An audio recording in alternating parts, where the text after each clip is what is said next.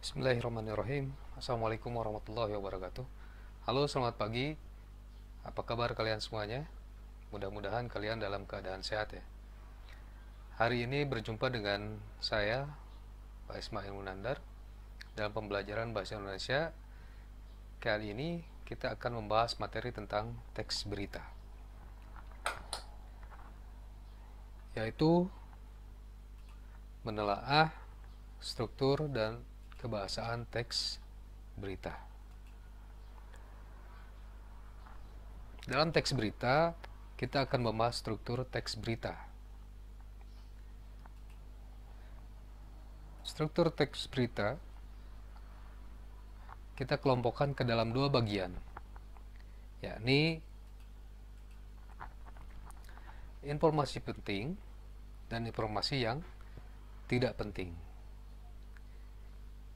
Informasi penting disebut juga dengan pokok-pokok informasi atau unsur-unsur berita utama. Dalam ilmu jurnalistik atau ilmu persurat kabaran, pokok-pokok informasi terangkum dalam rumusan 5W1H. Atau dalam bahasa Indonesia, pokok-pokok itu dapat pula disingkat dengan adik Simba, yang artinya apa, di mana, kapan, siapa, mengapa, dan bagaimana. Nah, itulah yang disebut dengan pokok-pokok informasi atau unsur utama dalam berita.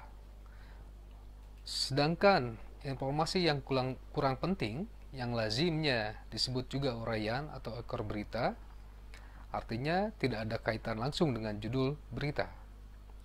Itulah informasi kurang penting yang ada di struktur berita. Dengan struktur penyajian yang tadi disampaikan oleh Bapak, susunan informasi dalam suatu pemberitaan tersaji dalam piramida terbalik.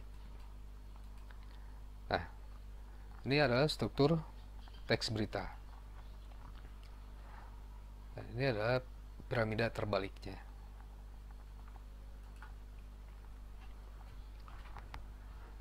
Di piramida terbaliknya ini, bagian awal merupakan bagian pokok. Dan semakin ke bawah, berita itu merupakan rincian-rincian yang sifatnya cenderung kurang penting. Yang pertama, di atasnya ada judul berita. Ini ada judul berita. Dengan struktur informasi penting ini, segi kepentingan informasi semakin ke bawah, semakin tidak penting atau semakin kurang penting. Sebaliknya, informasi yang paling penting yang terletak di atas ini disebut juga dengan kepala berita. Dalam bahasa Inggrisnya disebut lead, atau yang tengahnya adalah body, tubuh berita. Oleh karena itu, jika kita tidak cukup waktu untuk mendengarkan keseluruhan informasi, dengan hanya memperhatikan bagian awalnya saja, kita telah cukup mendapatkan informasi pokok yang merangkum keseluruhan isi berita. Berikutnya, kita masuk ke dalam kaidah kebahasaan teks berita. Nah, pada kaidah-kaidah kebahasaan teks berita yang dimaksud sebagai berikut. Yang pertama, penggunaan bahasa yang bersifat standar atau baku. Di atas itu tuh. Sini. Hal ini untuk menjembatani pemahaman banyak kalangan. Bahasa standar lebih mudah dipahami oleh umum. Bahasa-bahasa yang sifatnya populer ataupun yang kedaerahan akan dihindari oleh media-media nasional, karena tidak semua masyarakat mengetahui bahasa-bahasa daerah di tempat-tempat yang lain. Lalu berikutnya yang kedua, penggunaan kalimat langsung sebagai variasi dari kalimat tidak langsungnya. Kalimat langsung ditandai oleh dua tanda petik ganda. Kalimat langsung ditandai oleh dua tanda petik ganda dan disertai keterangan-keterangan penyertanya. Nah, penggunaan kalimat langsung terkait dengan pengutipan pernyataan oleh narasumber berita. Mari kita lihat contohnya.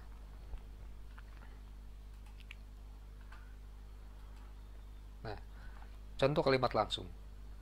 Bapak Presiden memberikan arahan bahwa ke depan kemungkinan besar virus ini akan hidup cukup lama bersama kita. Jadi arahan Presiden, kita harus memiliki roadmap bagaimana ke depan kalau memang virus ini hilangnya butuh tahunan. Ujar dia dalam keterangan resmi yang dikutip dalam Jumat Pers PPKM di Jakarta, Senin 9 Agustus. Lalu yang kedua, kami akan segera melakukan pilot project yang mengatur secara digital penerapan protokol kesehatan di 6 aktivitas utama, katanya.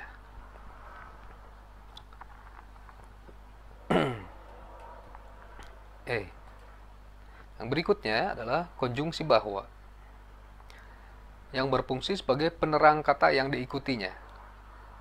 Hal itu terkait dengan pengubahan bentuk kalimat langsung menjadi kalimat tidak langsung. Berikutnya, penggunaan kata kerja mental atau kata kerja yang terkait dengan kegiatan dari hasil pemikiran. Kata-kata yang dimaksud antara lain memikirkan, membayangkan, berasumsi, berpraduga, berkesimpulan, dan beranalogi.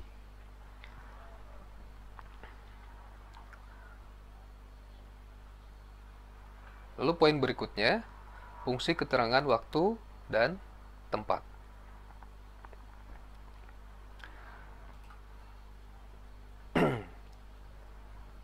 Fungsi keterangan waktu dan tempat sebagai konsekuensi dari perlunya kelengkapan suatu berita yang mencakup unsur-unsur kapan dan di mana.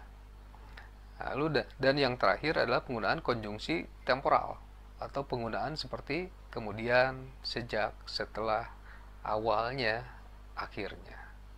Nah, hal ini terkait dengan pola penyajian berita yang umumnya mengikuti pola kronologi urutan waktu. Itulah kaidah-kaidah kebahasaan teks berita. Lalu, baik, selanjutnya mari kita perhatikan teks berikut. Semoga bisa mengukur kompetensi kalian dalam hal membaca berita. Oke, selamat membaca.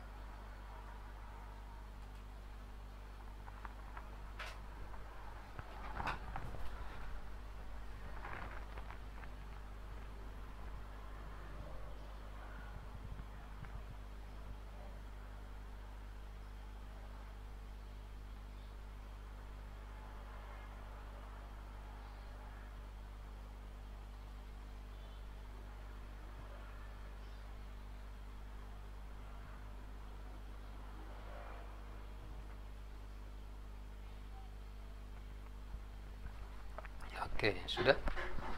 Sudah?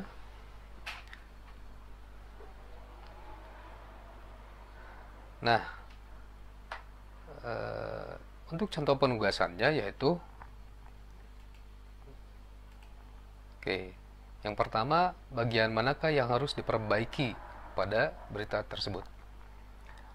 Lalu yang kedua, silahkan telaah struktur teks berita tersebut. Kemudian yang ketiga, silahkan telaah bagian kaidah-kaidah kebahasaan teks berita. Ya, semoga dengan penugasan ini kalian benar-benar bisa mengukur tingkat kompetensi kalian yang kalian miliki. Oke, selamat mengerjakan, tetap semangat dalam mengerjakannya. Terima kasih, sampai jumpa pada pembelajaran Bahasa Indonesia selanjutnya. Terima kasih. Assalamualaikum warahmatullahi wabarakatuh.